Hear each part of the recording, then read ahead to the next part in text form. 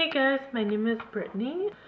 I had the idea probably a week or so ago about documenting this year's garden preparation because I've been into gardening for several years now and have thought that maybe someone else could take away something from this. So I'll go ahead to introduce you to my outdoor gardens as well as where I've started seeds indoors. Currently it's early April and we're in eastern Ontario, so there's still snow on the ground, so there's no way we can plant outside. Instead what we do is we start seeds inside on a heating pad that we built ourselves, and we do have overhead lights as well, so you'll see all that when I show you my setup there. We're in my basement, and this is my little work table that I have set up. You'll see some, that distilled water is actually for soil tests that we're going to be doing. Well, I'm going to be doing, and you're going to be watching. Popsicle sticks, because I wanted to label everything. In past years I've made the mistake of not labeling my individual plants, so especially when I had different varieties of say tomatoes, I can recognize a tomato plant, but I don't know whether it's a cherry tomato plant, whether it's a large tomato plant, so popsicle sticks are very helpful. And then when I was putting the soil in the pots for the seeds, what I would do is I would put the soil in here. I would pour a little bit of water with the watering can and mix it up, and that way the seeds get to start with some nice moist soil. And then these are some of the pots I use. I use something called cow pots. They're a product from Connecticut actually, but I always find them at Seedy Saturday events, which I go to usually along February and March. This is our ping pong table. You'll see that this side is up, and now we move over to basically my little grow op over here. You see we have 3 lights.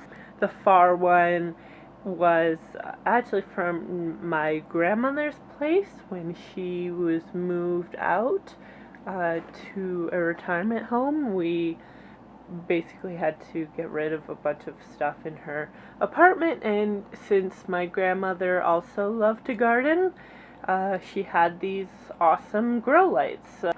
So under here are the seeds that I only started last weekend, so there's not anything coming up yet. You'll see these are actually, which ones are they? They are one of the types of cherry tomatoes that I planted. I wonder if you can see,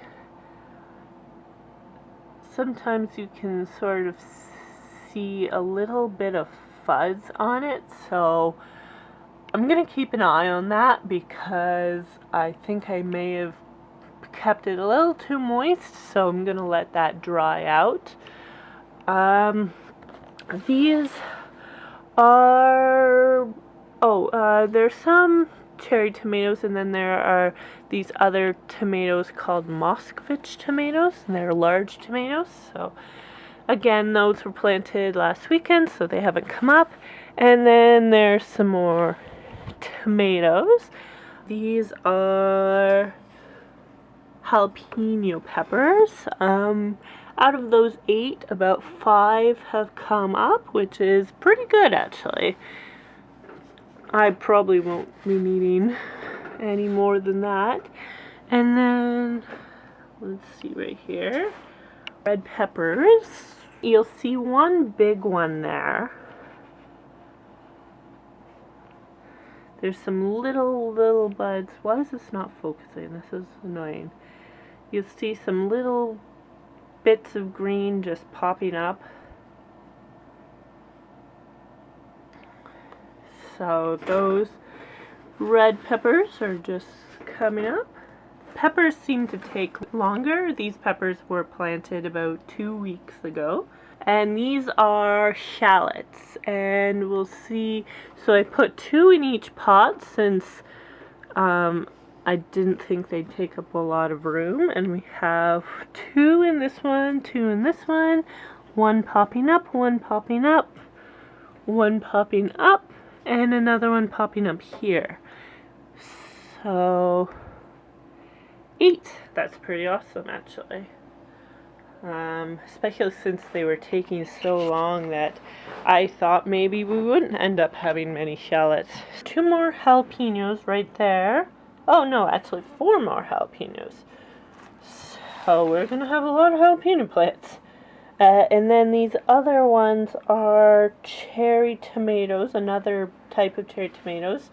Again, this type of cherry tomatoes were they were planted 2 weeks ago with the jalapenos and the red peppers.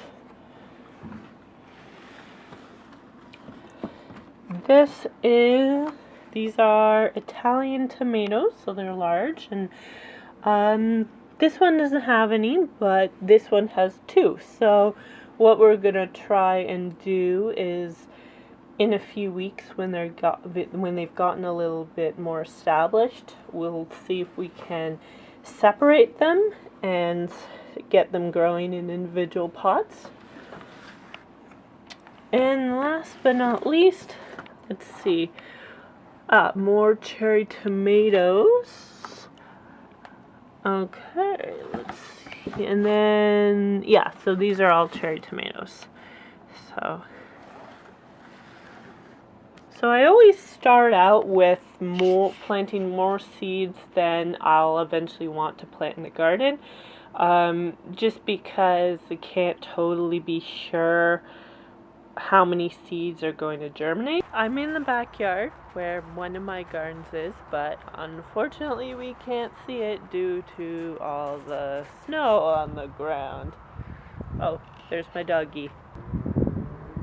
The sun is right there. Here is my front garden right here. You can see it's sort of a kidney shape-ish.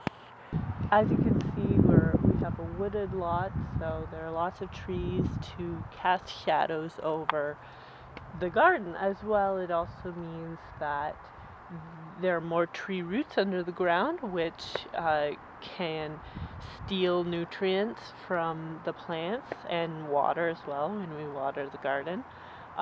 So what I'm interested in doing in order to maximize the chance of my plants succeeding despite all the trees around our property is to build up the soil. So we're probably going to get more rocks and build, I think, maybe 2 more layers in the perimeter so that we can then take compost, manure, topsoil, and build it up, raise the garden up so that we're raising the plants away from any tree roots that might be underneath.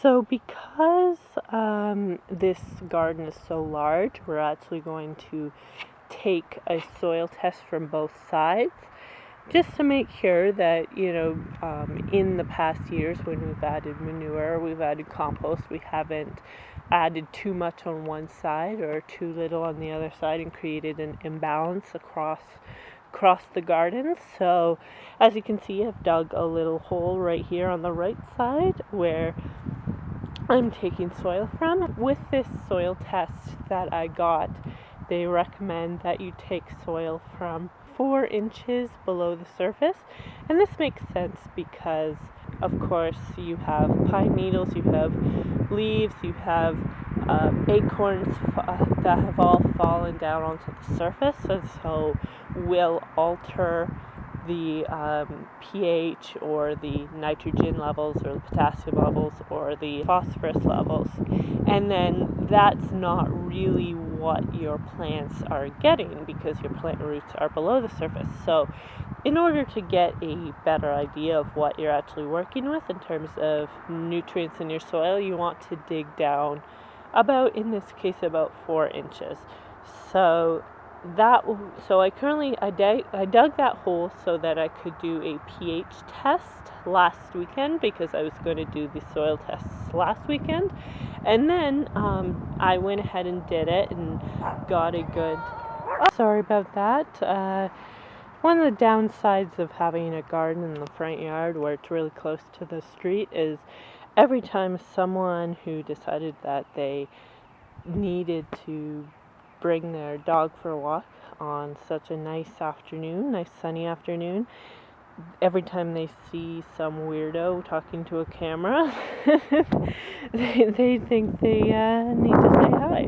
So last weekend I had done the pH test, and then I had realized that I was using tap water rather than distilled water, which meant that I was kind of testing the pH of my tap water, which living in a rural region, the tap water is well water, so you're going to get certain levels of minerals in that water, so that will affect a pH test.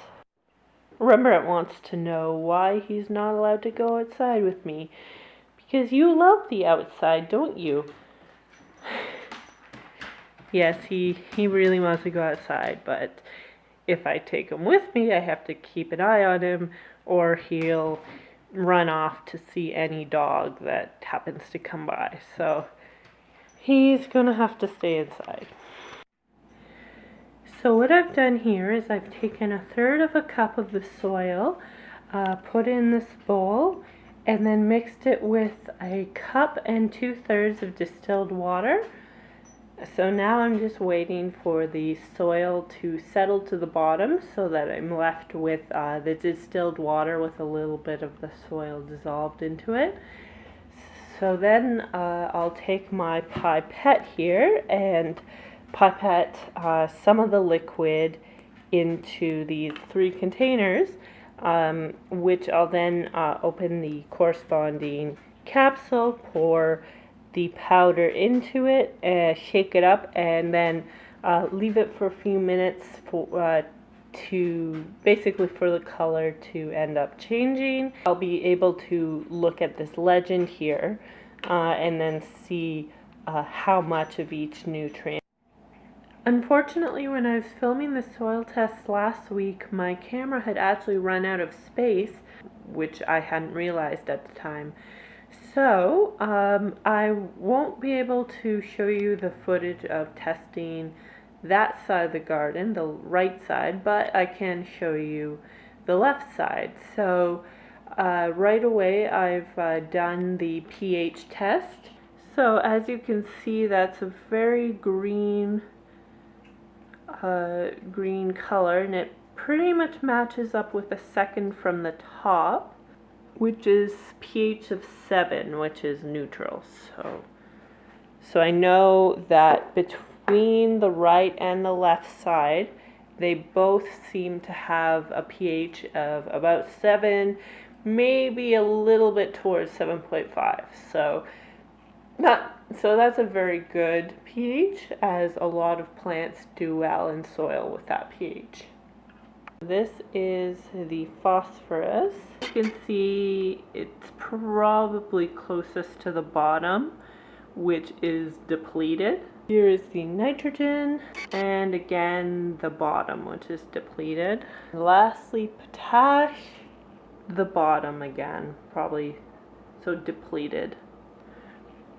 I do have other gardens to do soil tests for, but this intro video is getting really long already, so I figure I'll stop it now, and then the other soil tests will make into another video. So thank you for checking this out, and I hope you enjoyed it. I'm looking forward to doing some more videos.